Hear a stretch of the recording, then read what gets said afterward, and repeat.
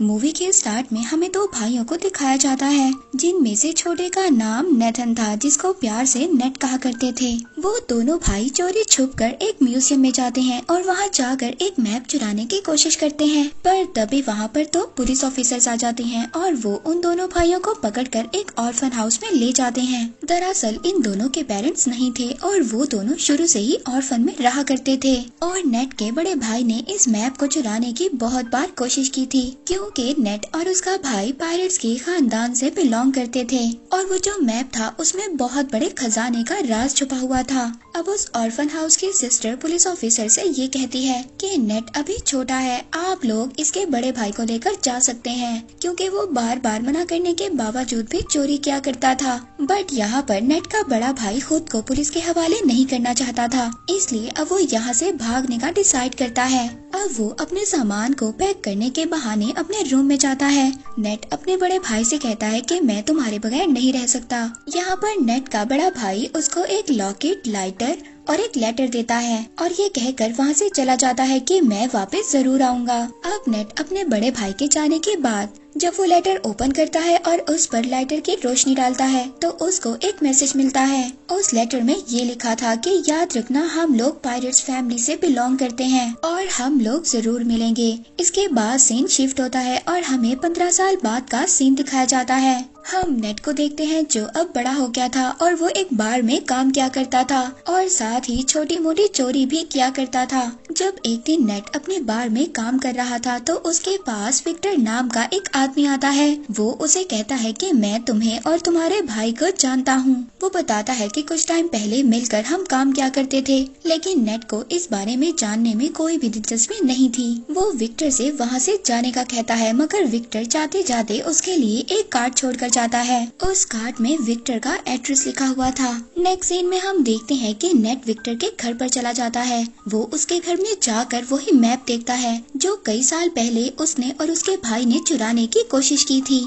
तो तभी वहाँ पर विक्टर भी आ जाता है। विक्टर कहता है कि अगर तुमने पहले ही आना था तो मुझे तभी बता देते। यहाँ पर नेट विक्टर से कहता है कि ये तो वही मैप है जिसको ढूंढने के लिए कई लोगों ने बहुत ज्यादा मेहनत की और ये एक खजाने का नक्शा है और इस मैप के रास्ते पर जाकर बहुत ज्यादा लोगों ने अपनी जान दे दी और उन्हें कुछ भी हासिल नहीं हुआ और ये एक बकवास स्टोरी थी। विक्टर नेट से कहता है ये कोई बकवास स्टोरी नहीं है और मैं जानता हूँ तुम्हें और तुम्हारे भाई को इस मैप के बारे में काफी ज्यादा इन्फॉर्मेशन है। फिर इसके बाद विक्टर वहाँ पर नेट को एक बुक दिखाता है। उस बुक में वो एक शिप की तस्वीर दिखाता है। ये शिप कोई आम शिप नहीं है, बल्कि ये कोई बहुत ही पुरानी शिप है और इसकी कीमत 500 करोड़ है। और तो और उस शिप में बहुत ज्यादा खजाना भी छुपा हुआ है, जिसको 18 लोगों ने मिलकर वहाँ पर छुपाया था।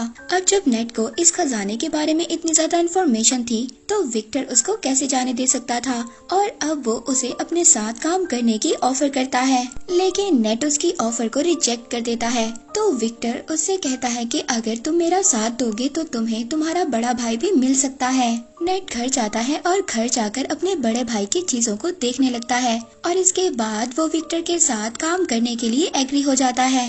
अगली सुबह हम देखते हैं नेट विक्टर को एक क्रॉस का साइन दिखाता है। वो कहता है कि ये कोई क्रॉस का साइन नहीं है, बल्कि उस खजाने तक पहुंचने की चाबी है, जिस पर विक्टर कहता है कि इसमें से एक चाबी तो मेरे पास है और दूसरी चाबी हमें जल्दी चुरानी होगी। विक्टर नेट को बताता है कि इसके साथ की दूसरी चाबी एक ऑक्शन कंपनी में है और बहुत जल्दी वो उस चाबी को नीलाम करने वाले हैं और जल्दी हमें उस चाबी को वहाँ से चुराना होगा। अब विक्टर उस कंपनी में जाकर उस चाबी को चुरा लेता है। उस चाबी को चुरा कर जब वो वहाँ से आ रहा था तभी वहाँ पर एक लड़की आती है जिसका नाम ब्रैड था और वो विक्टर के गले पर नाइफ रखकर कहती है कि ये चाबी मुझे दे दो, और ये सब कुछ वो अपने बॉस के कहने पर कर रही थी और ये लड़की विक्टर की पुरानी दुश्मन भी थी। अब जब वो दोनों उस चाबी के लिए फाइट कर ही रहे थे तभी वहाँ पर कुछ गार्ड्स आ जाते हैं। विक्टर उन गार्ड्स का फायदा उठाता है और वहाँ से चाबी लेकर निकलने में कामयाब हो जाता है। अब चाबी को लेते ही सार विक्टर नेट को लेकर बार्कलोना जाता है।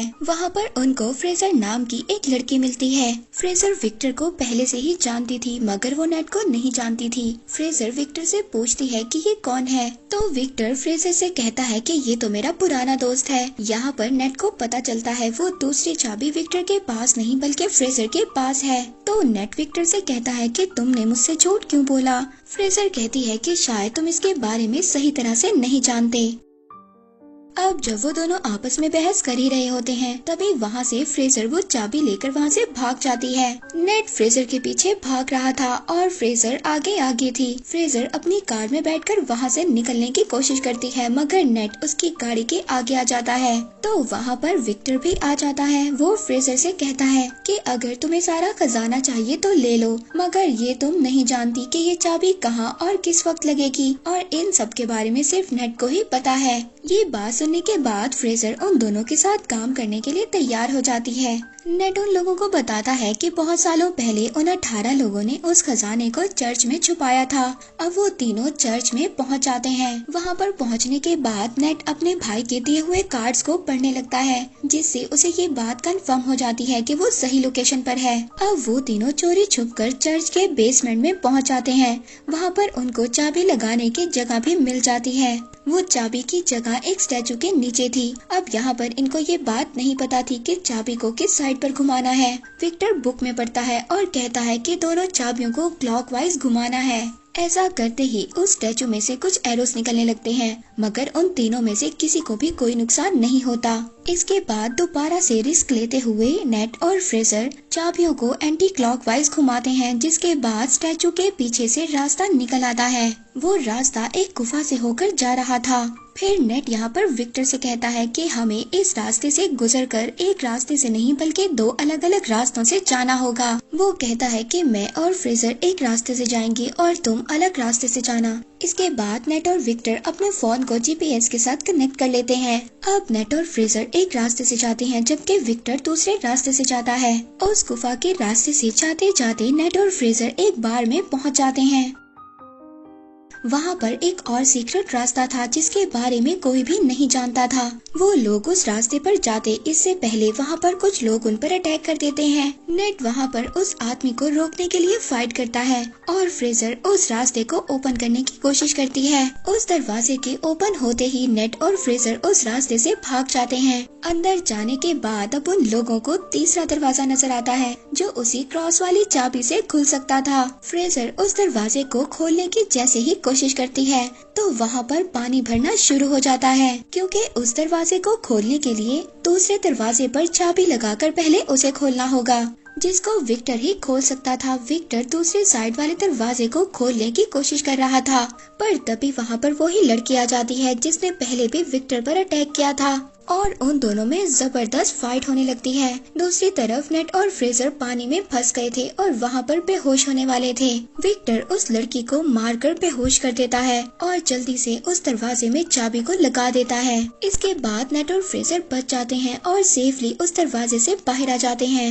अब बारी थी फाइनल दरवाजे पर जाने की, लेकिन कोई भी ये नहीं जानता था कि उस दरवाजे को कैसे ओपन करना है। विक्टर बाहर खड़ा एक होल में से उन दोनों को देख रहा था पर तभी वहाँ पर नेट अपना दिमाग इस्तेमाल करता है। वो फ्रेजर से कहता है कि जाओ और विक्टर से दूसरी चाबी लेकर आओ, लेकिन विक्टर उन दोनों पर ट्रस्ट नहीं करता और दूसरी चाबी देने से इनकार कर देता है। लेकिन थोड़ी ही देर बाद विक्टर उस चाबी को दे देता है क्योंकि उसके पास कोई और ऑप्शन नहीं था। नेट देखता है कि उस दरवाजे पर एक सिंबल बना हुआ था। नेट जब उन दोनों कीज को मर्ज करता है तो वही सिंबल बन जाता है जो उस दरवाजे पर बना हुआ था, जिसकी वजह से वो लोग अब उस दरवाजे को भी खोल लेते हैं। जब वो उस दरवाजे के अंदर एंटर होते हैं तो एंटर होते ही उन्हें 3 बड़े बड़े पॉट दिखाई देते हैं। दूसरी तरफ विक्टर नेट से बार बार पूछ रहा था कि खजाना मिला या नहीं। नेट फ्रेजर को ऊपर करता है ये देखने के लिए कि उन पॉट्स में क्या है। फ्रेजर जब देखती है तो उन पॉट्स में तो बहुत सारा नमक था।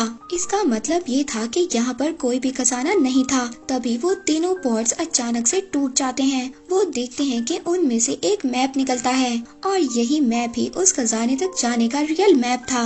अब जब नेट मैप को देख रहा था तभी फ्रेजर उस पर गन पॉइंट कर देती है। वो कहती है कि तुम्हें क्या लगता है विक्टर ने तुम्हें सब कुछ सच बताया है। वो गन को नेट के सर पर मारती है और उसको मारकर बेहोश कर देती है। उस मैप को लेकर वहाँ से चली जाती है और जाते जाते उन कीज को भी ले जाती है। इसके बाद विक्टर नेट के पास आता है। वो देखता है कि नेट बेहोश है। जब नेट को होश आता है तो उन दोनों को पता चलता है कि फ्रेजर उनको धोखा देकर भाग चुकी है। नेट को जब होश आता है तो वो विक्टर से पूछता है कि मेरा भाई कहाँ पर है और तुमने मुझसे क्या छुपाया है। अब विक्टर उसको बताता है कि मैं और तुम्हारा भाई बहुत साल पहले खजाना ढूंढने के लिए निकले थे, जिसके लिए हमें एक बुक को चुराना था, मगर हमने उस बुक को तो चुरा लिया। इसके बाद जब हम वापस आने लगे तो मोरकाडा के लोगों ने हम पर फायर कर दिया।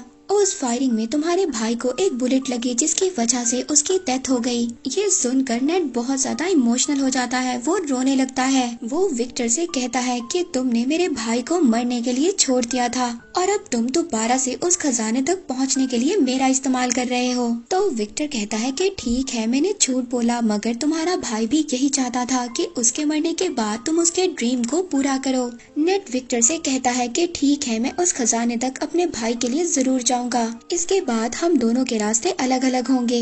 इसके बाद हम फ्रेजर को ब्रेड और उसके बॉस के साथ देखते हैं, यानी कि फ्रेजर इन दोनों के लिए काम कर रही थी। अब जो ब्रेड का बॉस था वो ब्रेड से कहता है कि आज के बाद तुम फ्रेजर के अंडर काम करोगी। और इसके बाद ब्रेड का बॉस अपनी पूरी टीम को लेकर खजाने की तलाश में प्लेन में बैठकर निकल जाते हैं और वो अपने साथ जरूरत के सामान को भी ले लेते हैं। प्लेन में बैठा ब्रेड का बॉस सबसे यही कह रहा था कि वो खजाना मेरा था और वो कई साल पहले मेरे खानदान से गुम हो गया था। लेकिन तभी ब्रेड अचानक से आकर पीछे से अपने बॉस का गला काट देती है। बॉस को मारने के बाद फ्रेजर अब ये समझ जाती है कि ये उसको भी मार देगी, इसलिए वो अपनी जान बचाने के लिए प्लेन्स में जो कार थी उसमें छुप जाती है। इस पर ब्रेड अपने आदमियों से कहती है कि फ्रेजर तुम्हें जैसे ही नजर आए तुम उसको फौरन से फायर कर देना। अब वो लोग फ्रेजर को वहाँ पर ढूंढ ही रहे थे, तभी हम नेट और विक्टर को देखते हैं जो एक कार की डिक्की में छुपकर उस प्लेन में आ गए थे।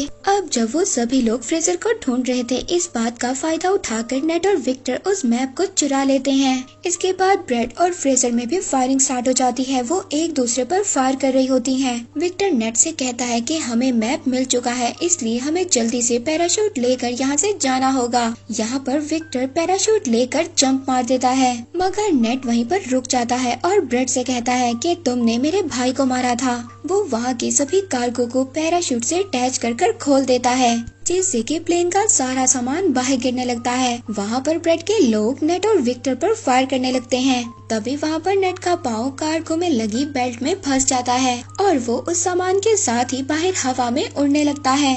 लेकिन वो बहुत ज्यादा कोशिश करने के बाद दोबारा से प्लेन में आ जाता है। तभी वहाँ पर फ्रेजर एक बड़ी सी कार को लेकर प्लेन से जंप करने वाली थी। वहाँ पर नेट भी खड़ा था।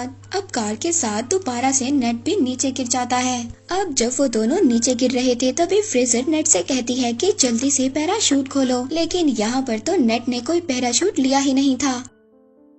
अब वो दोनों हवा में ही उड़ रहे थे, मगर तभी जल्दी से नेट एक कार्गो के पैराशूट को ओपन करता है और वो दोनों उस कार्गो पर चले जाते हैं। उस पैराशूट पर जाने के बाद वो दोनों समंदर पर लैंड करते हैं। अब वो लोग एक बीच पर पहुंच गए थे। वहां पर पहुंचने के बाद वो एक होटल में स्टे करते हैं। उस होटल में जाने के बाद वो दोनों मैप को समझने की कोशिश करते हैं, लेकिन यहाँ पर फ्रेजर को तो कुछ भी समझ नहीं आती और वो आराम से जाकर सो जाती है। लेकिन नेट यहाँ पर पूरी रात मेहनत करता है और उस मैप को समझ लेता है और कुछ नोट्स भी बना लेता है। जब सुबह फ्रेजर उठती है तो वो देखती है कि नेट ने मैप को समझकर नोट्स भी बना लिए हैं और वो यहाँ पर दोबारा से चालाकी दिखाती है। वो उस नोट को लेकर खजाने के लिए निकल जाती है। नेट जब सुबह उठता है तो वो देखता है कि वहाँ से नोट गायब है और ये देखकर वो मुस्कुराने लगता है। दरअसल नेट ने उस नोट पर गलत लोकेशन को मेंशन किया था और जो रियल लोकेशन थी वो नेट के पास ही थी। नेक्स्ट सीन में हम देखते हैं कि नेट एक बोट में उस लोकेशन पर पहुंच जाता है जो एक आइलैंड की गुफा में था। वहीं पर दूसरी तरफ ब्रेड ने भी नेट पर नजर रखी हुई थी। वहीं पर नेट पानी में जंप कर स्विम कर उस गुफा तक पहुंच जाता है, जहां पर वो दो बहुत बड़ी बड़ी शिप्स को देखता है, जिसको ढूंढते हुए न जाने कितने लोगों ने अपनी जान को गंवाया था। उस शिप के जब नेट अंदर जाता है तो वहाँ पर उसको बहुत सारा गोल्ड मिलता है, लेकिन पीछे से तभी उसे विक्टर की आवाज आती है। विक्टर भी वहाँ पर आ गया था और ये देखकर नेट काफी ज्यादा डर जाता है और पूछता है कि तुम यहाँ पर कैसे आ गए। तो तो वो उससे कहता है कि क्या तुम भूल गए, तुम्हें तो मुझे अपने जीपीएस से कनेक्ट किया था। अब जब वो दोनों मिलकर उस खजाने को देख ही रहे थे, तभी वहाँ पर ब्रेड भी अपने लोगों के साथ आ जाती है। उन लोगों को देखकर नेट और विक्टर दोनों छुप जाते हैं। ब्रेड तभी अपनी पूरी टीम को बुलाती है और उन दोनों शिप्स को प्लेन के जरिए वहाँ से लेकर जाने वाली थी, क्योंकि वो ये जानती थी कि खजाने के साथ साथ उस शिप की कीमत भी करोड़ों में थी। अब विक्टर और नेट उस शिप से बाहर आते हैं। वो दोनों अब उस शिप को ही हाईजैक करने का प्लान बनाते हैं। वो वहाँ पर शिप के फ्रंट पर आते हैं और वहाँ पर सभी गार्ड से फाइट करने लगते हैं। यहाँ पर नेट भी सभी गार्ड्स को खूब मार रहा था। वो गार्ड्स को पानी में नीचे फेंक देते हैं। अब एक एक गार्ड को मारने के बाद वो प्लेन को हाईजैक कर लेते हैं। ब्रेड जब ये देखती है तो वो गुस्से में आ जाती है। वो दूसरे शिप से उन लोगों पर अटैक करवाती है।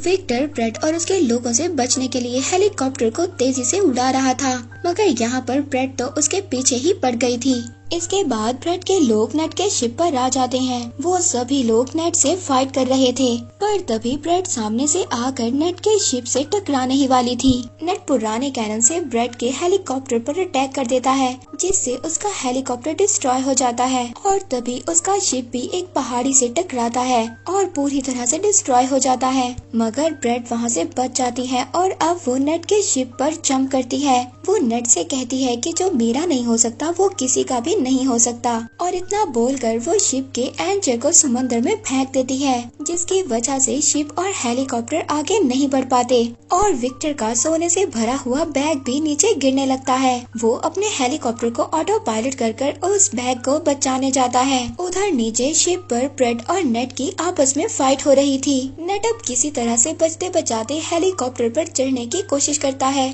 और उसके पीछे ब्रेड भी आ रही थी। विक्टर यहाँ पर गोल्ड से भरे हुए बैग को सेक्रीफाइस कर देता है। वो ब्रेड पर देकर मारता है, जिसके बाद ब्रेड पानी में जाकर गिरती है। लेकिन तभी वो शिप जो हेलीकॉप्टर से लटक रही थी उसकी रस्सी भी टूट जाती है। अब नेट को तो विक्टर किसी तरह से ऊपर खींच लेता है, लेकिन वो पूरी की पूरी शिप ब्रेड के ऊपर गिर जाती है, जिसकी वजह से अब उसकी डेथ हो जाती है और वो शिप वहीं पर टूटकर तैरने लगती है। नेट विक्टर से कहता है कि हम ये गोल्ड अभी भी हासिल कर सकते हैं, लेकिन विक्टर उसको मना कर देता है। वो कहता है कि अब ये सारा सोना गवर्नमेंट का हो चुका है और वो लोग उसे लेने के लिए आ रहे हैं। जिसके बाद विक्टर दुखी होकर हेलीकॉप्टर चलाने लगता है। तो नेट उससे कहता है कि दुखी मत हो, और फिर वो एक एक कर गोल्ड को अपनी पॉकेट से निकालने लगता है और वो दोनों खुशी खुशी जाने लगते हैं। मूवी के लास्ट में हम देखते हैं कि एक मोटर बोट नेट और विक्टर का पीछा कर रही है, जो कि कोई और नहीं बल्कि फ्रेजर ही थी, जिसको नेट ने बेवकूफ बना दिया था।